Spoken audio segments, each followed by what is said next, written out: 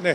апсолутно економска година ќе имаме и ако ги гледаме сите показатели не само на буџетските средства кои што се предвидени за капитални инвестиции, туку и надвор од буџетот, како што е на пример јавното претпријатие за државни патишта кој што во моментов има 300% повеќе од ланската година од првиот квартал. Убеден сум дека сите бројки она што владата го има планирано во буџетот, сега зборуваме за буџетските капитални инвестиции, ќе биде остварено. Во моментов секоја година, пример еве конкретно ако го земеме Министерството за транспорт и врски, во период се тендерираат оние проекти, на пример зоната во Избегово, дел во проекти кои што се поврзани во Куманово и така натаму и сите оние други проекти кои што ни се предвидени согласно програмата за јавни набавки и буџетот, така да апсолутно сум убеден